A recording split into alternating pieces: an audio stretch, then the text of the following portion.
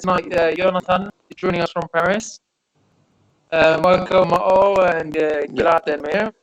Tonight we're doing a special edition shiur for Purim. Bezrat Hashem, hope you enjoy this shiur. Slightly different to our regular shiur. And we're studying tonight, maybe we'll do a little bit about Parasha Tesave, special Purim shiur. I'd like to dedicate tonight's shiur to Nishmat Rivka Bat Sheina, Ruach Hashem Tinechena Bagan Eden, Amen. And we'd like to wish a refuah shlema, l'chaim tovim for Gabriel and Naomi Bat Leah Malka, Elisha Bat Sheva Bat Rivka, and Mom Tikva Usheni Bat Rosette. Kelna Afan Alem, Fuat Nefesh, Fuat Aguf, or Fuat Korba Lavo. So is everyone in the mood for Purim? Yes. Maybe. We'll get you in the mood. Bezrat Hashem. Just to start, I just want to do a survey. Does everyone drink on Purim? More and Gilad? Meir? More than usual.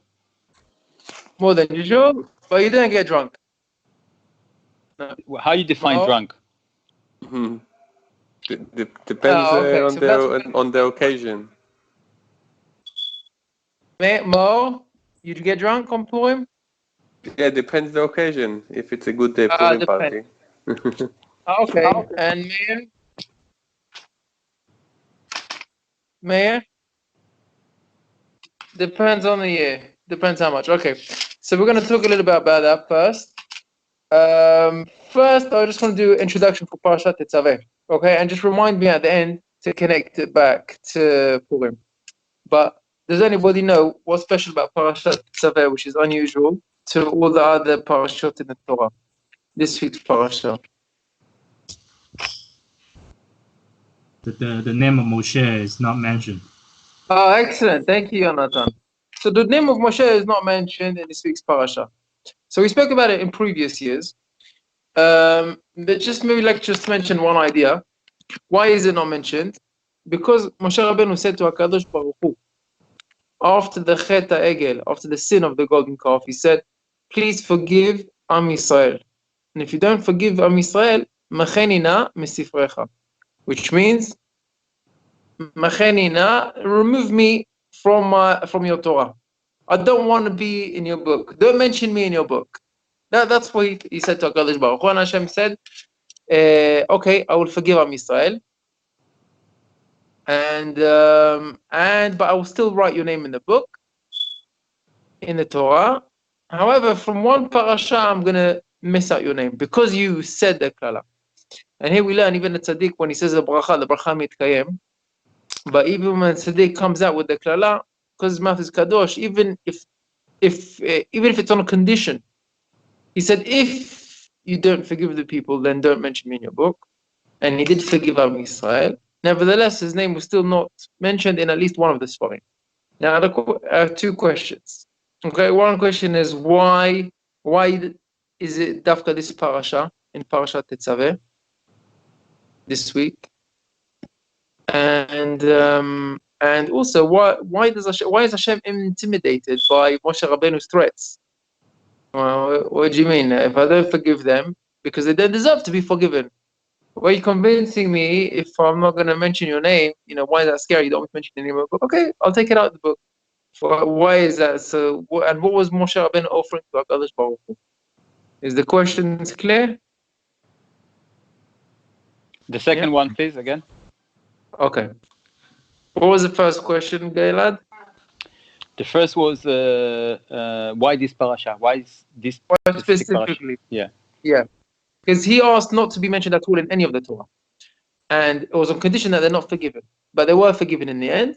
Nevertheless, because the klala came up from his mouth, because he mentioned it, it was fulfilled at least partially, still fulfilled partially, to one parasha. Why specifically this parasha? Second question is, what was Moshe's negotiation with HaKadosh Baruch Hu? You should be offering him something. You wanted to forgive Am Yisrael. So say, I'll give something, I'll bribe HaKadosh Baruch Hu to forgive Am Yisrael. And what is he offering HaKadosh Baruch Hu? That Hashem is so intimidated and scared that immediately he forgives Am Yisrael. What was he saying? Don't write me in the book. You don't want me? Okay, I won't write you in your name. What's the what's the negotiation over here? Is the question clear? Can I try? Yes. Better. Okay, right. Yes. So I think we first spoke about this in the past. Does anyone want to suggest an answer? Yeah, I want to try. I don't know if this is correct, but the whole Pasha mainly deal with the garment of the Kohanim, Yes. and Yes. yes, technically Moshe and his descendants supposed to be the Kohen Gadol, and now no longer Moshe is starting from his brother Aaron. So Right. in a way, Hashem. Uh, and this is related to his request of removing his name from the book, but Hashem has to fulfill the word of the Sadiq, but might not be in his condition, but he still need to fulfill it. So Right. so this is So why maybe yeah. you're saying specifically this parasha because it's talking about the garments of the Kohanim? Yeah. Okay, so that's a nice idea. Although technically Moshe himself was Kohen Gadol, but technically he was a Levi. It was Aaron who was a Kohen. So the fact the descendants of Moshe Rabbeinu were Leviim, also in the Beit HaMikdash, but not actually Kohanim. So I don't know that the Leviim had the same garments as the Kohanim. I think it was specifically the Kohanim, because the Leviim had different garments. But a nice idea. I want to share with you two other suggested ideas. One idea is the most famous one. Is that when did Moshe Rabbeinu ask for it?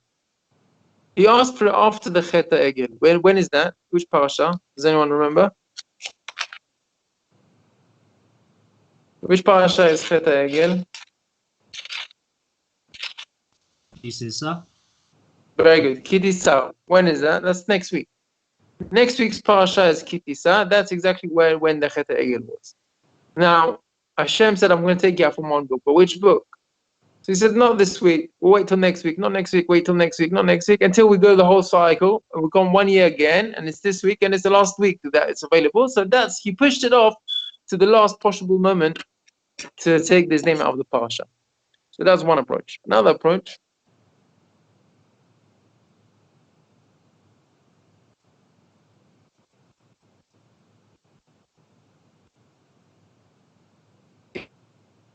Is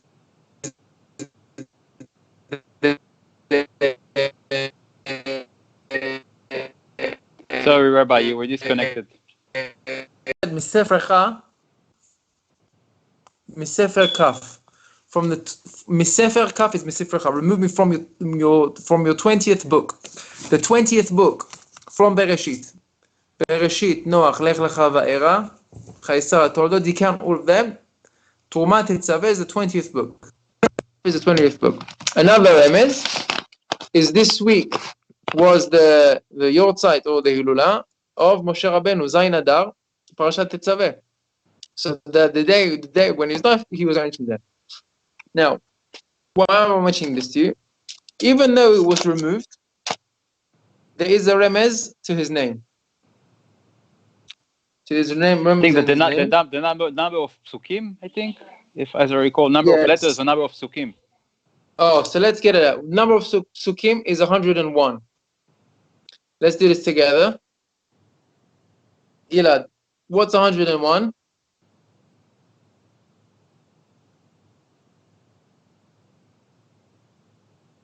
I don't remember what is 101. Huh? Well, what's Moshe Rabbeinu? How much is Moshe?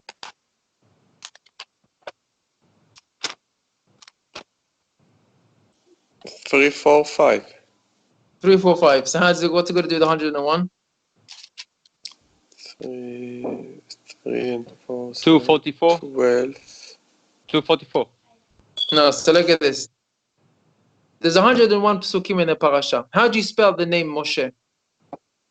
This is you see the secrets and the beauty of the Torah. There's no way you can do this in any other language. I think Jonathan's going to confirm it for us. Moshe Rabbeinu. How do you spell Moshe Rabbeinu? Mem, Shin, Hey. Moshe. Okay. Now the letters Mem, Shin, Hey is the name of Moshe Rabbeinu begalui, when they're revealed. In the Nistar, each letter, how do you spell the letter? Mem. Mem, how do you spell Mem? Mem is Mem. Shin, how do you spell Shin? Shin Yud Nun is Shin. Hey, how do you spell Hey?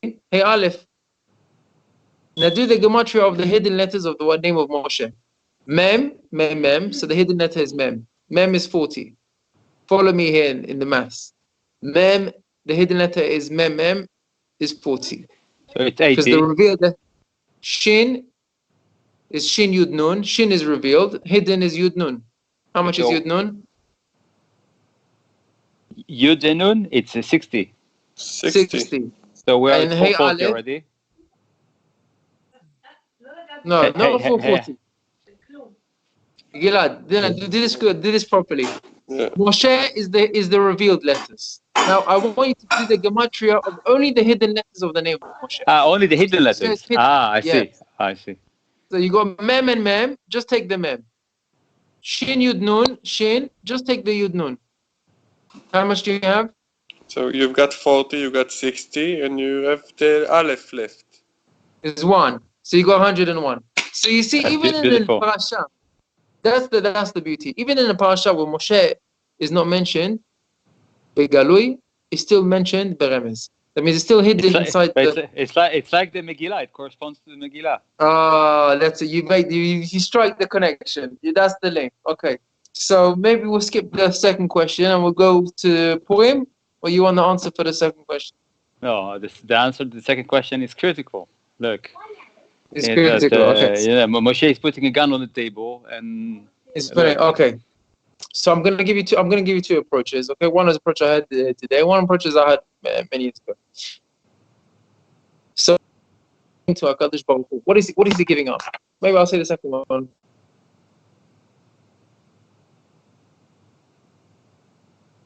Everyone who's mentioned in the Torah is studied in the Torah. So every time you mention the person, let's start again. Okay, when you mention Torah in the name of someone, then the Shema goes up. Okay, so when I mention any one of them, Rabbi Akiva, Chafetz Chaim, Ben Ish Chai, Rav Chida, then the Shema go up because their Torah is spoken about again. When Moshe Rabbeinu, we mention the name of Moshe Rabbeinu's neshama goes higher and higher. Okay, when you mention your grandfather or your father or any chidush that you had from your Rosh Yeshiva, so if they have an Aliyah in the olamot of Shamayim. It says Moshe Rabbeinu, it says, listen, HaKadosh Baruch Hu, they don't have enough zchuyot, they don't have enough merits on their own to be forgiven. I'm willing to give up all the merits that I get. In all the future times when the Torah, which was given by me, that when they're not going to mention my name in the Torah, so I won't have any more aliyah. I will have a raise in the heavens when they're speaking about my Torah. That should be in the merits for Am Yisrael, and that's what Moshe Rabbeinu was giving up. Don't mention my Torah. You see, in the Anava, the humility of Moshe Rabbeinu, that he was willing to give up himself and all his credits that he gets for generation. Here you're talking about credits for, commission for many years of all the Klal Yisrael studying Torah. And he was willing to give that up just to save Am Yisrael. And that was the credit which Hashem said, okay, if that's what you're willing to give up, I will accept it and I will forgive Am Yisrael. And according to this, you can say you don't need the whole Torah to give up. If one parasha will be enough and I'll be forgiven. According to this approach, you can explain like this. But what the beauty is that you see the anava of Moshe Rabbeinu, that he was willing to give up for Am Yisrael. And we have a rule and a klal, Mishe Mevater. What's the klal? I've said it many times in this show. You should know this by heart. He gets more. Gilad? Mishe Mevater lo mafsid. This is the klal. You don't lose. So even Moshe Rabbeinu is not mentioned beferush in the parasha. We've said a few different ramazim of the 101 in the hidden. But how much Torah is it that every year, every parashat Tesave, always the Rabbi speaks about the name of Moshe that's not mentioned in the Torah. So Moshe is mentioned even more by not even being mentioned. So he has the Aliyah Neshama according to this answer. That's the first approach. Second approach I want to share with you is that every Jew has a letter in the Sefer Torah. And according to the Zohar HaKadosh, Kudsha Baruch Hu istakel ba'oraita v'bara alma. I will translate. HaKadosh Baruch Hu, he looks inside the Torah and he created the world. Everything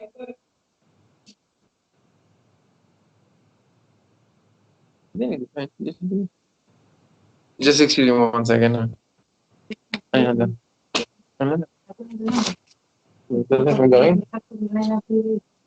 מחכים לך. אמרתי להם שאתם בסדר.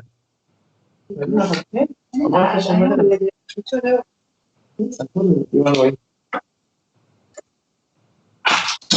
Which means that every person has a chilek of neshama of Moshe Rabbeinu. Moshe Rabbeinu has all the 600 neshamot, the 60 ribo, the 600,000 different neshamot in Am Yisrael, which make up Klal Yisrael. And Moshe Rabbeinu was neshama kolelet. And when he gave up himself from Am Yisrael, that's because he had that strong connection with Am Yisrael. Okay, so until now that's talking about Moshe Rabbeinu. We had his Yortzeit this week. Now about Purim. So what is the mitzvah of drinking on Purim? And this is a mitzvah which needs explanation. There is different opinions about it in the Gemara, in an halakha, and also in machshava. Okay, and this is something which is beautiful. I'm very looking forward to sharing this with you. It's a little bit different to the normal style of the shiur. Okay, please stop me if I'm going too far or too much in the detail. So first of all, what is the halakha? How much do you have to drink? What do you call getting drunk, like Gilad said? And how much is a mitzvah to get drunk? So first, before we get confused, before we go deep, let's just, what is the halakha? So the Shulchan Aruch says in Hilchot Purim, okay? And there's two opinions. One opinion is the Pashtut of Shulchan Aruch, Chayav Inish Libesume Bepuria, which means a man needs to drink on Purim. Libesume means to become, just to translate, to drink to the point where he smells of alcohol, of wine. Libesume literally means bosem, or like a perfumed with wine that people can smell that he's been drinking. Mevusam, like in English, mevusam. Okay, it's like perfumed in the smell of wine. Chayav inish libesumi. That's how much you need to drink, according to Shulchan Aruch. But then he adds in ad de lo yada. What does that mean? Ad de lo yada ben Arur Haman leBaruch Mordechai. You're supposed to drink to the point, and this is the simple understanding of Shulchan Aruch. There are different understandings of it and the different opinions. But according to the simple literal translation, you're supposed to drink on Purim until you reach the point where you did not know the difference between Arur Haman, cursed is Haman, and Baruch Mordechai, blessed is Mordechai. That's the end of Shulchan Aruch. Okay? Then, V'yesh Omrim says the Rama, you don't need to get so drunk. Ela yishte yoter melimudo. You should drink more than you usually. If you never drink wine and you're not drinking alcohol, you're not. So you have 1 cup, or if you usually have 1 cup, have 2 cups, have a little bit more than usual for the Simchat of Purim, and then go to sleep. And in the evening, right? No, in the day. This is the mitzvah is in the day. The main mitzvah is during the Seudah of Purim, when you're eating meat, you're drinking wine, and during the Seudah, you're supposed to drink, and then you're a little bit dozing off, a little bit tired, if you want to go to sleep, or if you're a little bit on the table, just to get a bit dozy. And that's enough for the because you're a little bit asleep, then you don't really know the difference between Arur Haman and Baruch Mordechai. And then, most important line in Shulchan Aruch says the Rama. What about Birkat Mazon? How do you fit Birkat Mazon into it? 1 second, I'll take your question. Just let me finish this halakha. אחד המרבה ואחד הממעיט ובלבד שיכוון ליבו לשמיים. Which means, whether you drink a lot or whether you drink a little bit, you should do it l'shem shamayim. And be mechaben l'shem shamayim. So we're going to talk a little bit more in detail about that. We're just going to take Gilad's question. Gilad asked, I think this is your question, what about Birkat Hamazon? How can you drink and then fall asleep and not do Birkat Hamazon? You wake up. No, so that's easy bit. No? That's easy bit. But if you drink to the point you are wasted, so you know. So how are you going to be mekayem the mitzvah Birkat Hamazon? Okay. So very good. There is halakha, somebody shikorek a lot, you can't, is patur from the mitzvot. And this actually is a problem. And then we're going to see there's different opinions. You have to be able to be standing before a melech to do Birkat Hamazon. So you have to hold yourself. the other problem is with drinking is that if you fall asleep in the middle of the Sauda, how are you going to do Birkat Hamazon? And it happened to me 1 year, more than 10 years ago.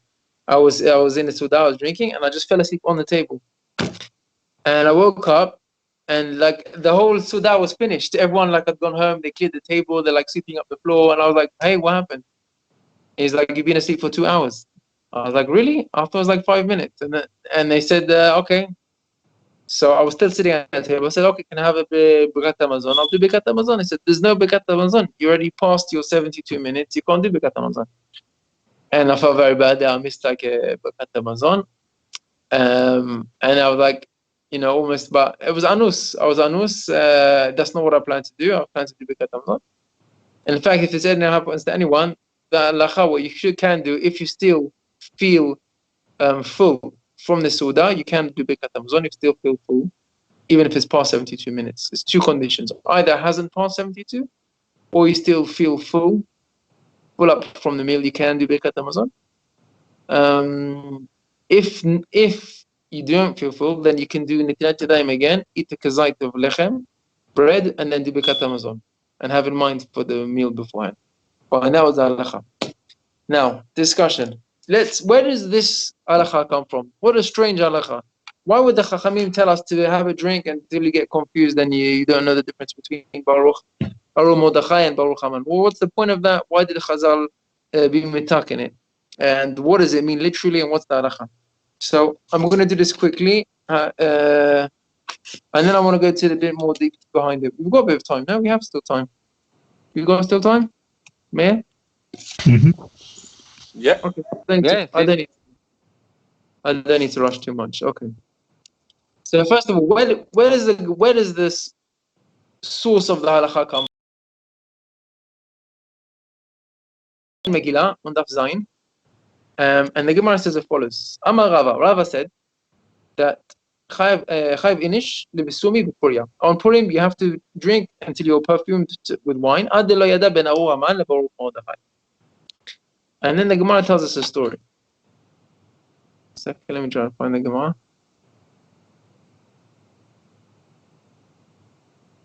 Yeah.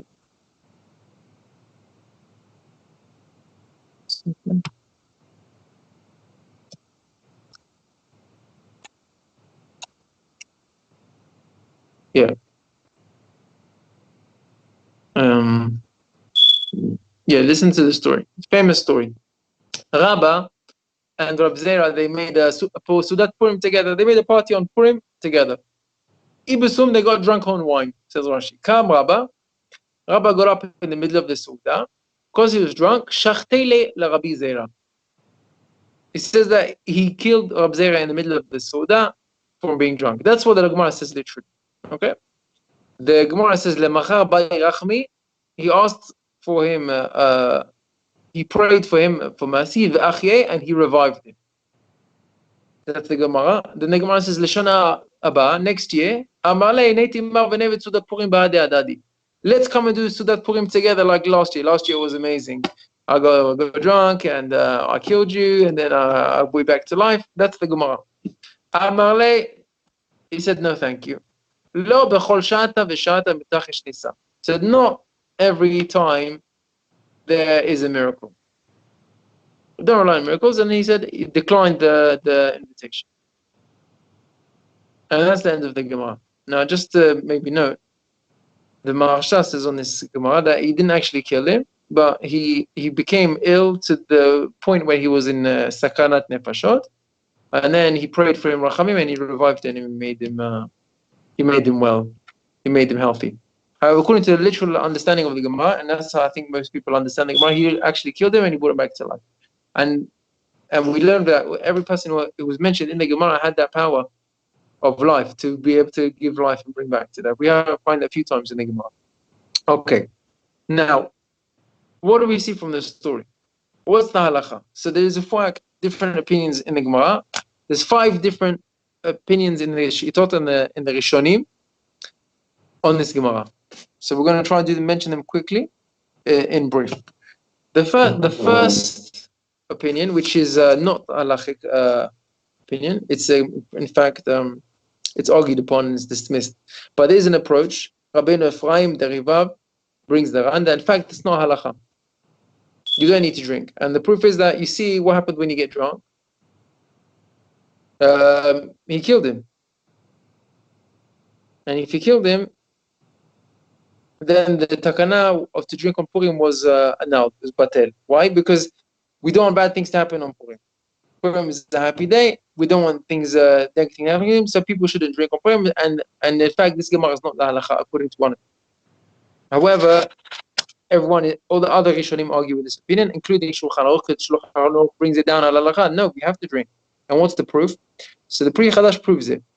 He says you can't bring any proof from the story of the Gemara that the halacha to drink on Purim doesn't apply. Why? And it's a beautiful proof. He said, you see from the fact of the story itself, because next year he invited him again.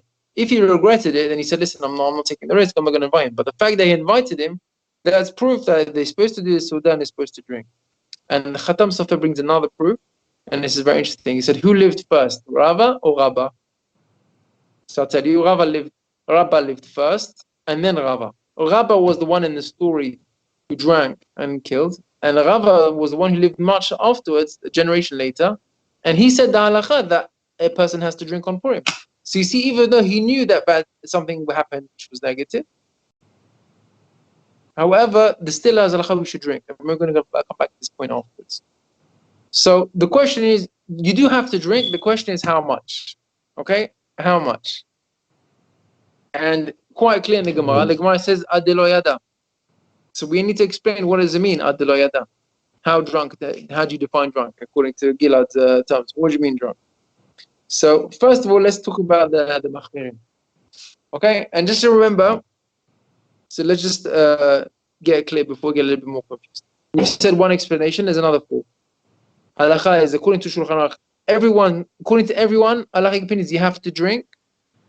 Question is how much? And we said echad amarbeh ve'echad amamit bilvad sheyichaven libo l'shamayim. And we're going to explain a little bit the meaning more why. I'm just going to open a window just to get a little bit of air for me.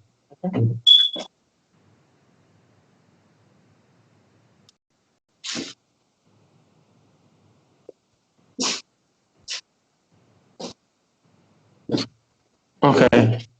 Just bear with me, it's worth it, I promise. Okay. So the second opinion, the Beit Yosef says, even there's a mitzvah to drink. The mitzvah is just to be happy on Purim.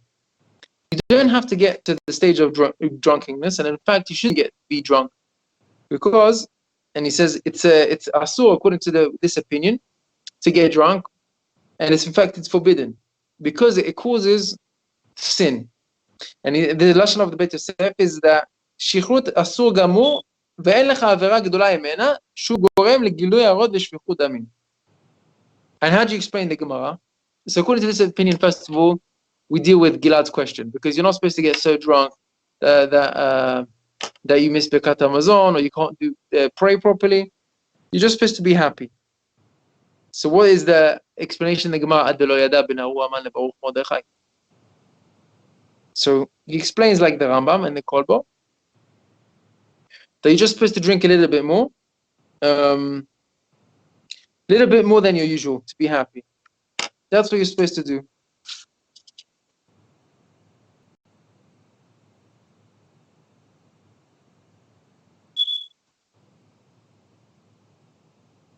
You're supposed to drink a little bit more. And how do you fulfill the Gemara ad lo yada? The Gemara says until you don't know the difference between Baruch, Mordechai, and Aru Haman. So he said, what does it mean? You're not supposed to know the difference between them. You're supposed to be so feel happy and a bit tipsy that you don't know what's greater in Hashem's eyes. Is it what's greater? Let me explain. What's the difference between Aru Haman and Baruch Mordechai? Aru Haman means Haman is cursed. That means God comes to punish Haman. Now for Am Yisrael, just punishing Haman, that's something great, because he was trying to kill us and now you punished him. But the second thing, which you did great for us, is Baruch Mordechai. You raised up Mordechai to greatness. When you raise Mordechai to greatness, that's an extra blessing. It's like Hatov v'Amiti. Now, when you don't know the difference between the two of them, that's how you're supposed to bless HaKadosh Baruch Hu and thank him drinking wine b'simcha on Purim. And it's a big mitzvah for everyone to be happy on Purim. So according to the it's like explanation, it's like you're going back to the beginning of the Megillah. If you think about it, so you're like restarting. You're going back to the beginning of the story before you know how it ended. Like you're the one. You understand? At the beginning, we don't know. So you sound like you're saying something good, brother. So at the beginning, you don't know, right? That you don't know what's gonna happen. That Arur Haman and Baruch Mordechai, you just don't know. That's how it starts. So you do a restart. You go back to the beginning of the parasha. It's okay. So we're gonna speak a little bit more about that. Just bear with me. So according to this, it brings a explanation from the Magen Avraham, and he says that if you take a calculation of the gematria of Baruch Mordechai and the calculation of the Arur Haman, Baruch Mordechai, you're supposed to be so happy that it's going to be difficult for you to work out and calculate the gematria between them. And in fact, they both have exactly the same gematria, Arur Haman and Baruch Mordechai. And there's a deeper message behind that the good, the Baruch and the Arur from HaKadosh Baruch Hu is all the same. Because Hashem is only good. He's Tov and Metiv. There's not really cursing and blessing. Everything from HaKadosh Baruch Hu is good. So that's the deeper, but on the simple, not on the literal level, or on the level of neglect, the halachic level, the definition of how drunk you're supposed to get is drink a little bit more than normal, that you're happy enough that it's going to be difficult for you to start working calculations. This is according to one explanation. That's the second opinion. The third opinion, and this is the Rambam and the Kolba, and it's brought down in Halacha according to the Rama, and everyone should try to fulfill this, at least this level. He said you should drink wine during the Suda. And I'll read you up from the Rambam. The Rambam says, Ketzat Chovat Sudat Purim. The Chova of Sudat Purim, according to the Rambam, Shiochal Basar V'Yitaken Suda Na'a. Have a beautiful, good Suda. Kifi Asher Timtza Yado. However much you can afford. Bring good food on the table. V'Shotei Yain. Drink wine Ad Shistaker V'Yiradem B'Shichut. Until you fall asleep from drinking wine. And then while you're asleep, then you don't know the difference, and you fulfill the Gemara Ad Lo Yada Ben Arur Haman LeBaruch Mordechai. You in your sleep, you don't know anything in your sleep, and that's what you're supposed to do, according to the third opinion. That is the Rambam, and that's the Rama. Okay, that's three. We're up to four. We're two more, and we're done. The Sfat Emet. And basically, if you have a good meal and you have enough wine that you can after that go to bed and take a nap, it's good. You're happy. You take the box. Yeah, so there's two ways to understand this Rambam. One way is like you said, after Birkat Hamazon, go to sleep, and that's the safest bet, because you done Birkat Hamazon properly and then you fell asleep, you fulfilled it. Another opinion I saw brought down according to Rabbi Netanel is that you just have a little bit dozy on the table. Not fall asleep totally, but enough. Now I would try to be. So can I do Birkat Hamazon and then continue drinking wine? Yes, you can. You can, but you will need to make a bracha on the wine and then drink. Yeah. Okay, and of course, and then drink part of it. Oh, so if you want to do that, you fulfill Rabbi Yisrael Salanta. Rabbi Yisrael Salanta says ad velo ad bichlal. What does it mean ad velo ad bichlal? Ad velo ad bichlal. So there's a concept of ad means until. So when I say until, you need to drink until you don't know the difference. So what do you mean until? Until means ad velo ad bichlal or ad bichlal, including the stage where I don't know the difference, or just up to the stage where I don't know the difference, but not including that stage. Let me explain. Rabbi Salanta says you're supposed to be so happy on the day of Purim. And according to his opinion, you're supposed to always drink wine until you're always in a state of happiness. Until you reach the stage where you're drunk and you don't know the difference between Baruch Haman and Baruch Haman. See, I got already confused without drinking anything. Baruch Mordechai and Arur Haman. When you reach that stage where you're confused, then you've already drunk too much. He says you're not supposed to be that drunk. You're supposed to continue drinking until you're happy, but not to be to the stage where you've lost your mind and you're not able to think about Arur Haman and Baruch Mordechai. Not supposed to be to the stage where you don't know the difference. Then you're going to be patur. If you're so drunk, you're patur from Birkat Hamazon, patur from Tefillah. No. You're supposed to drink, but the mitzvah is to continually drink and continually be happy the whole day. So according to this opinion number 4, you're not supposed to go too far. Okay, that is the opinion of the Sfat Emet, Marsham, and is brought down in the Yad Ephraim and the Taz. Okay, and there's many different there's halachic authorities for all of these opinions. So whatever one you do is fine. Apart from the first one, that means you have to drink something, and you have to drink the minimum to make that makes you happy. The minimum is more than you normally drink. That's the minimum. It must be wine, right? Oh, very good. So it doesn't need to be specifically wine. Very good question. So according to Shulchan Aruch, it doesn't say wine. However, the Gemara says wine, Rambam says wine, Rashi says wine, and the reason is because the the nes of Purim was b'mishtei yain. So you should have the main drink of wine. If you like other drinks as well, you can have other drinks. You're allowed to have other drinks, but you should do the main kriya on wine. Some people only drink wine. I only drink wine on Purim, but you can have other drinks as well. The fifth opinion, and this is the main one I want to speak about tonight, is the literal opinion is that you're supposed to get drunk, so drunk that you're drunk that you don't know the difference. And this is let me just read it out to you. This is also the opinion of the Sefer Kavanot, Apida Arizal, Sefer Yavet, Kaf Chaim, Alei Shor, and apparently he brings down that Rabbi Yisrael Salanta used to get drunk every year to the full level of Lot. The Maral explains also that in his Agdama, and also Rabbeinu Yerucham from there. So there is many opinions that the halacha is like Rashi, and like what's brought down in simple Shulchan Aruch, Chayav enish lebsumei. You have to get drunk until the point where you don't know the difference between Aru Aman and Baruch Mordechai. Okay, so could we just do a quick summary, and then we'll go a little bit deeper to understanding why did the Chachamim tell us to do this. One opinion is that the halacha doesn't apply nowadays, and that's not a halachic opinion. Second opinion is it does apply nowadays, but it just means you have to drink a little bit more than normal. Third opinion is you have to drink more than normal, but until you fall asleep and that you don't know the difference. The fourth opinion is you're supposed to drink continuously all the day, up to the point where you don't know the difference, but don't reach that point. And the fifth opinion is drink all the way, even that point, until you don't know anything.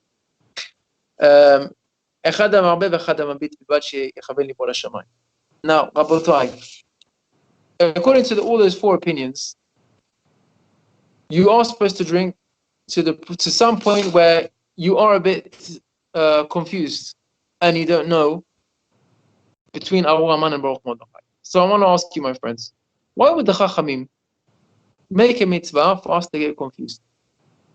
Why would you do that? Like, even if the opinion is you just go to sleep, or if you don't know the gematria difference, or you're just happy that you're confused. Why would you want to do that?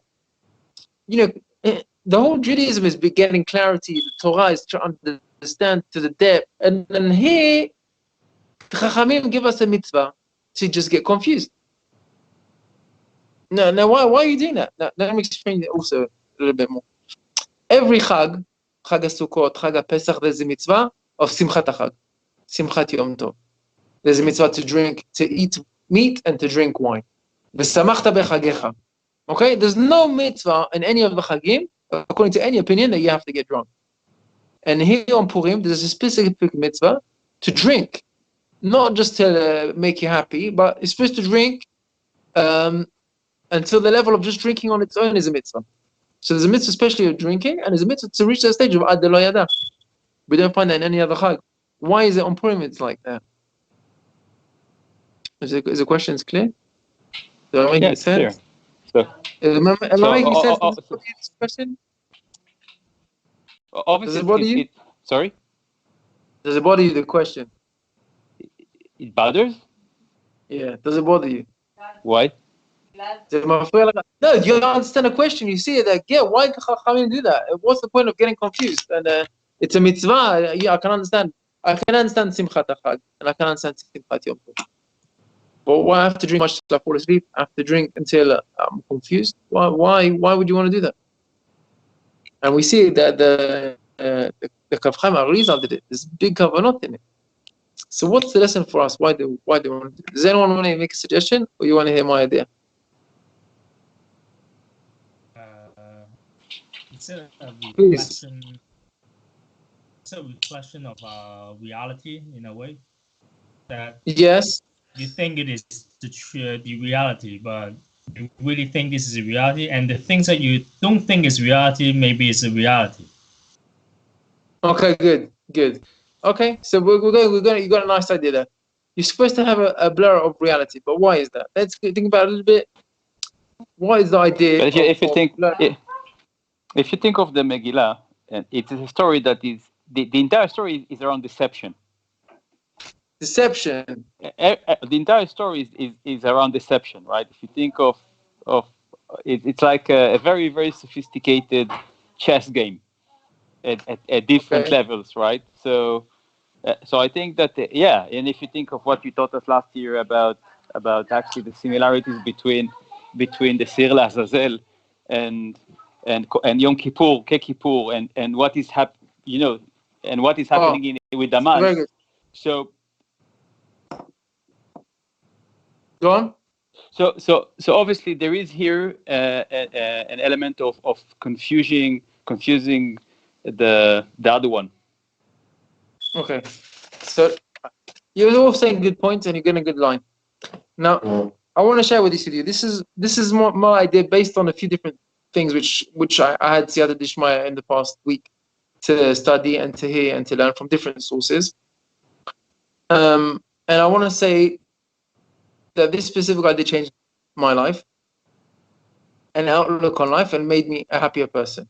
And I don't exaggerate, literally. And I think this is if you understand this concept properly, you'll be able to take this with you and make it relevant to your personal life. Okay? Let me start with let's start with Megillat Esther, okay? We'll study a little bit Megillat Esther. ויהי ביום השלישי. If you go Megillat Esther, you can follow in with me. Perek A, the fifth perek of Megillat Esther. What happened is Esther invites Haman to her seudah. She invites, I want only Haman and the king to come to the seudah with me. And he says, Vayomer, let me read it out to you. ויאמר המלך לאסתר במשתה היין. They were in the middle of the wine dinner. מה שאלתך, what would you like? This private party. Tell me what you want. מה בקשתך? עד חצי המלכות. ותען אסתר. And Esther said, listen, this is what I want.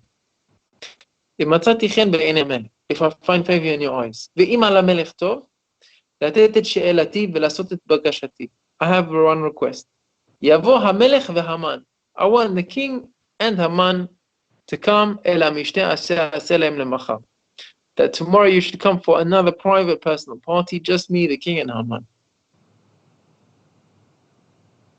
What is the next pasuk? ויצא המן ביום ההוא, שמח וטוב לב. And Haman goes out, and he was happy, וטוב לב. He was delighted. He was puffed. He was happy. Nothing could stop him. He was on top of the world. He said, listen, just me and the king and the queen, the king and queen and me, no one else, just the king and queen and me. The king and queen chose me out of everyone and only me. How important, how great did it feel? How long did that last?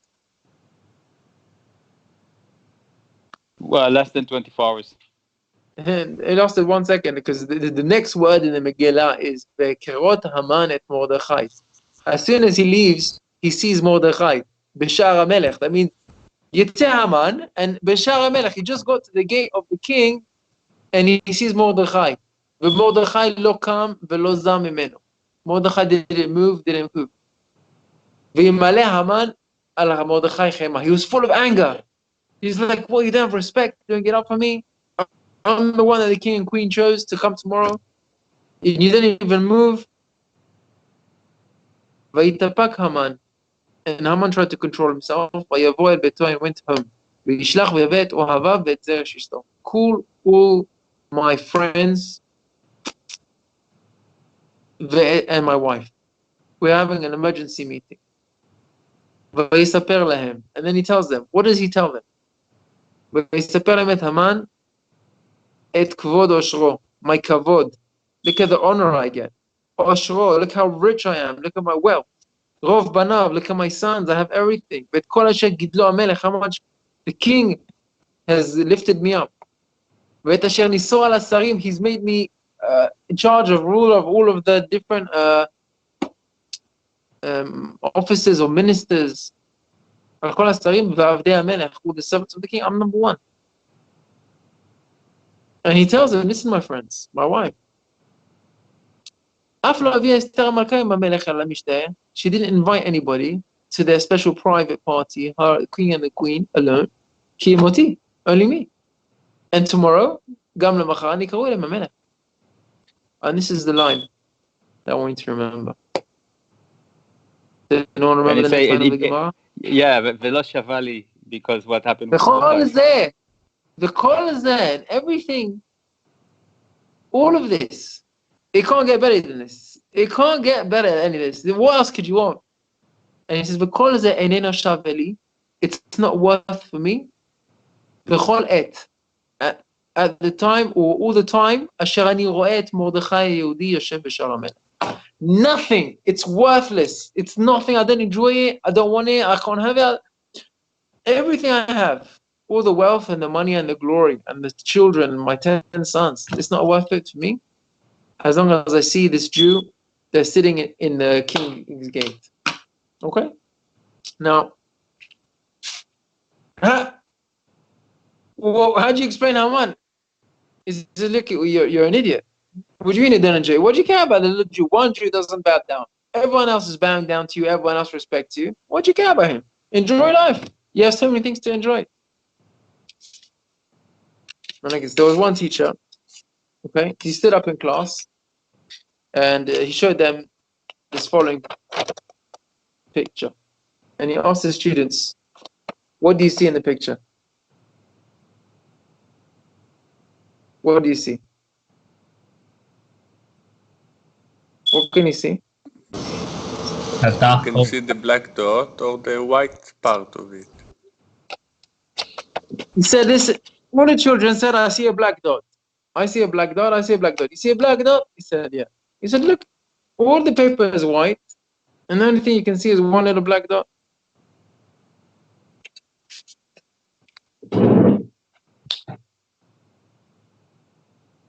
I said, what do we have in life? So some of us, and I can speak of this about myself, we have a Haman syndrome. What's the Haman syndrome? What do we look at? We look at the black dot. There's so many good things that we have in life that we can look at and be happy about.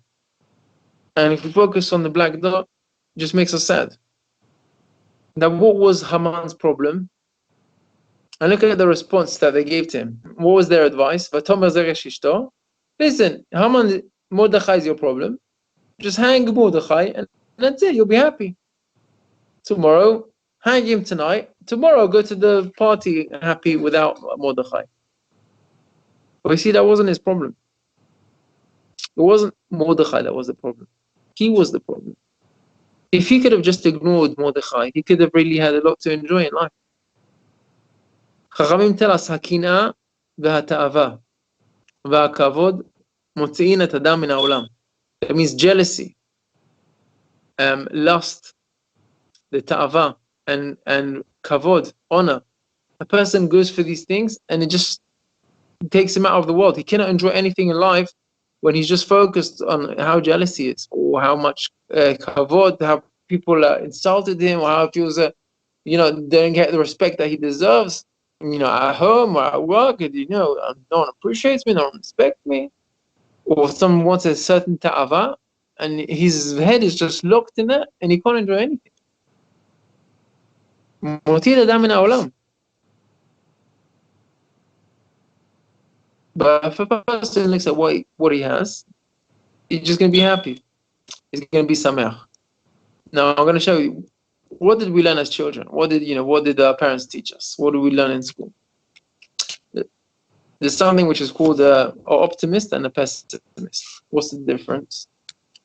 An optimist, they both see the same thing. They see a cup which is half full. Optimist says, look, I've got half a cup. It's full. half full. Pessimists say, what do you mean? It's half empty.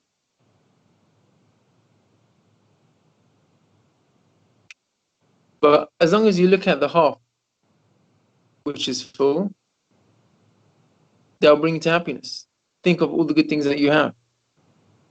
Think of the family you have. Think of the friends that you have. The food and the shelter, what you can enjoy. If you look at the things that you don't have, you always feel lacking. You're not going to feel happy.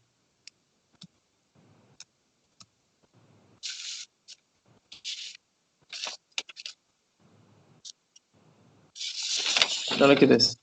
Next picture. What do you see in the picture?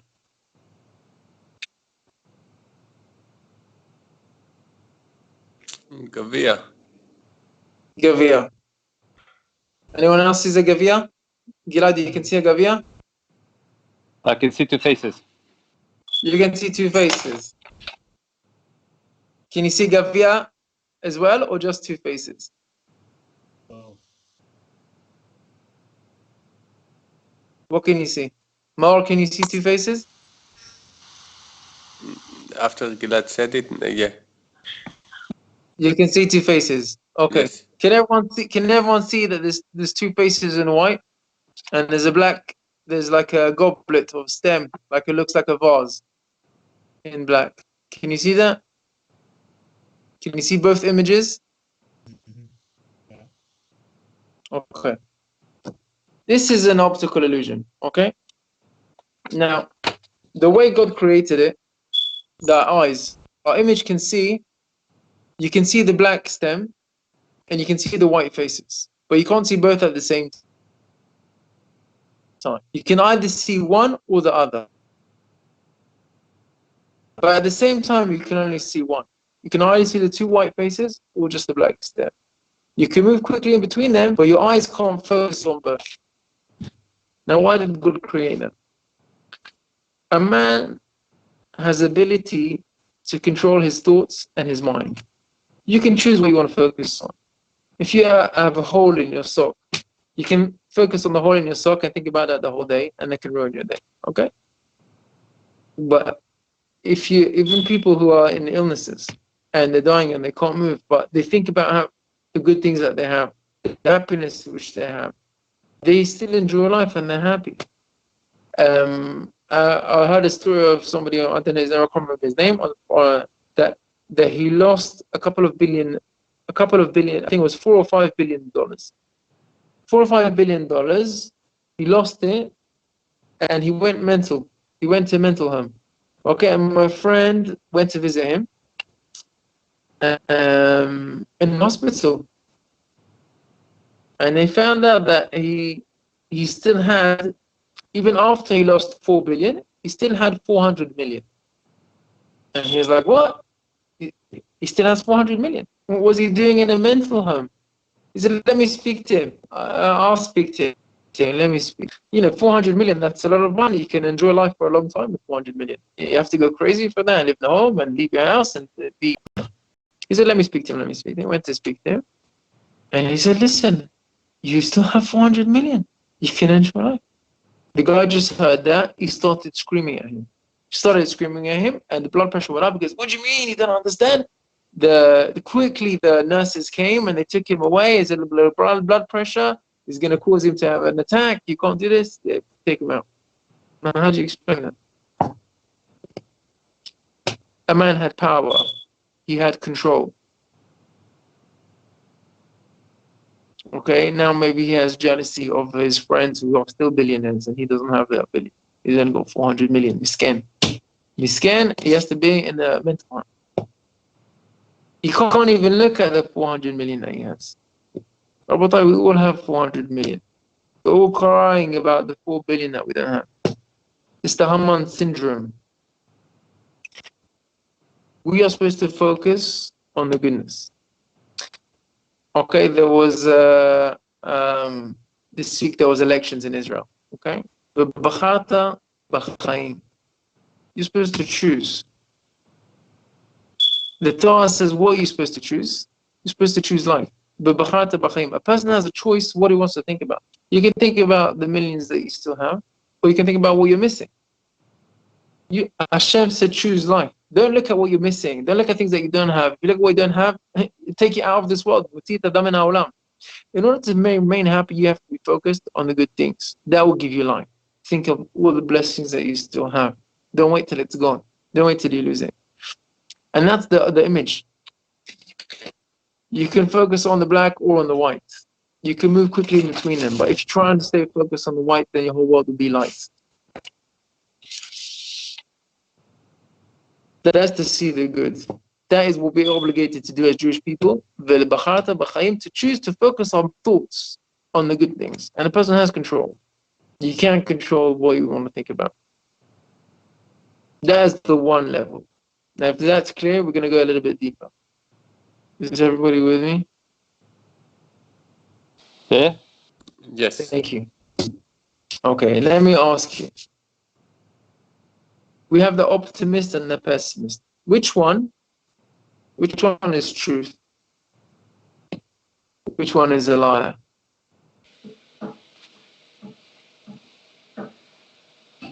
I think that neither. Or either. Either or neither. So the truth is, they're both in some ways deceiving themselves from the truth of reality. In reality, the cup is also half full and also half empty. You can't just look at the half full and ignore the half empty. You can't ignore the half full, the half empty. Look at it and just ignore the half full. Really, it's both. Now, the way our minds work, we can't see both at the same time. We can choose what to focus on. But in reality, they both exist. Now, in our belief as Jewish people who believe in HaKadosh Baruch Hu, that He made everything and He's good, everything is good. The Gemara says that two people look at the nevela. One says, how bad does it smell? The carcass of a dead animal. And one looks at it and says, oh, look at its teeth, they smile so nicely. Kama lavan shineha. So you can choose what you want to look at. But in truth, it's dead and smelly carcass. You know, life has a lot of difficulties, and everyone has their own personal difficulties in life. Everyone struggles. No one has an easy life. Everyone has their own difficulties. But what are you supposed to choose to focus on? That's your ability. But in truth, there's both. Now, on a higher level, the fact that you're missing something and you're lacking it, that is for your own good. Do you understand that? No. Why? Because your brain is limited to about 12 centimeters. That's how big it is in size, and also in understanding capacity you're limited. But as a believer, you believe that HaKadosh Baruch Hu does everything for your goodness. Now, in the analogy of half a cup, you can understand that sometimes being half full is an advantage. Okay, it just happened yesterday. Someone asked for a cup of water. He went to get him hot water. He asked for hot water, and he gave him a full cup. Now, if you take a full cup, it's dangerous. Why? Because it can spill. Sometimes you don't need the full cup, you only need half. But sometimes even it can spill, and then maybe you can burn your hand, or maybe you can get dirty, or maybe it's good, you don't want it. You can't walk fast with it. To have a little bit empty is an advantage, but you don't always see that. So on the real depth of things, even that which seems to be negative is really positive and is really good. We call that Man David Rahman al-Tavavid. Now, if we come back to Megillat Esther, what is Megillat Esther? Megillat Esther is Megillah, which is Megale, it reveals. Esther, Esther, that which is hidden. When you reveal that which is hidden, that's the good. The Esther is Esther Panim. We are now in Galut. What's Galut? Galut is the exile. Thank you. We don't have Bet Mikdash. HaKadosh Baruch Hu is not with us. The Shekhinah's presence is lost. All of Am Yisrael are dispersed amongst the nations and despised and hated amongst the nations. It's Galut. We don't see where's the goodness in that. But we believe that Geulah will come and Hashem will redeem His nation and His people. And then there will be Arur Raman and Baruch Mordechai. But at this stage, we're supposed to believe that both of them is good. The Arur Raman and Baruch Mordechai is both good. And then there will come, the Hashem will reveal himself. You will see all the goodness, everything that was bad is for the goodness. Look at the Megillat Esther. What was the story? The queen Vashti gets killed by Achashverosh. They don't have a queen. Now what happens? Good Jewish girl, young girl, good-looking girl, smart, intelligent, tzadikah, gets taken away by the king, evil king, and she has to go and live with him to be with the evil king. And she doesn't know how long for, when she's going to go back home. What does she do? She sits and she said, this is what God sent me here for, and this is what I'm going to do. And I call it Torah. And Mordechai he said, I'm responsible for this girl. But the whole Geulah from Am Yisrael came from this girl. Achotenu bebet HaMelech. Because she was in there, that's how we all got saved. So something what you perceive as bad is going to be good in the end. And we will only be able to see that later. Hashem Elokeinu, Hashem Echad. That's what we see by Yom Ha'u at the end. When Mashiach comes, we'll see everything was good. All the times that in the middle of the Skype share we lost connection and there wasn't internet and it looks bad for us, and then you'll see that it's good. Even the smallest things, but also the biggest things. And that's also Moshe Rabbeinu. And this week's Parasha, Moshe Rabbeinu is hidden. But in revealed, you see that Moshe's whole life was like that. Moshe was Isha Elokim. He was the man of good. Everything that happened to him in Moshe Rabbeinu's life was tragic. Think about it. He was born to the parents which were the greatest people in Am Yisrael. Amram was a leader. Aaron was a leader. And Moshe was taken away at birth as a baby, almost at birth as a baby. And he's raised in the palace of the biggest Rasha in the world, Paro. What kind of education is that for your child? How is your child going to come like any normal Jewish decent person? It's a miracle that he could come out normal. But he came out the greatest person in Am Yisrael. He came out as a leader. When his tongue got burnt, when the Malach moved his burnt, he became stuttering. But that was a secret to his anava. Always he remembered how humble he was, that he got saved by God.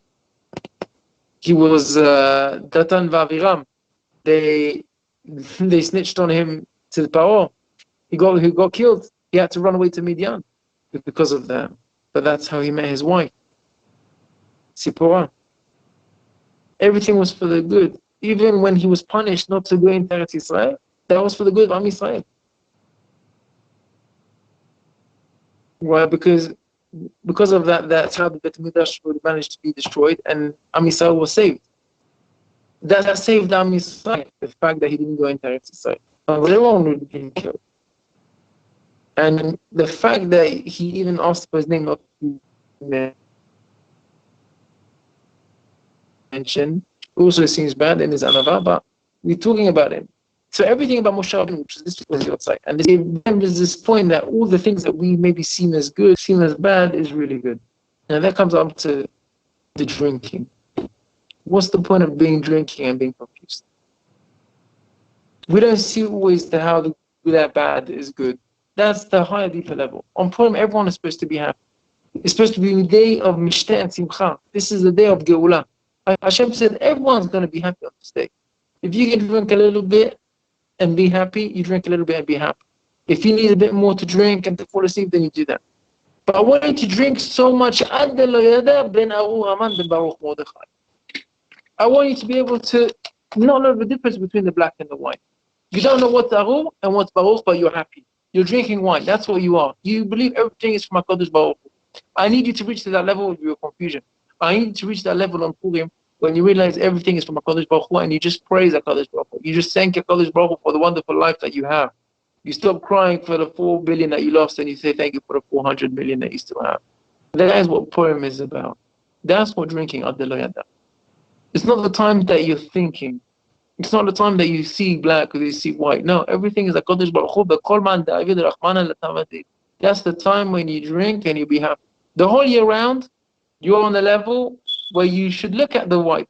Focus on the faces. Focus on the good things. But on Purim, it's the time where everything is together. where you lose your senses and you just acknowledge HaKadosh Baruch Hu, everything's very good, and that should be happy.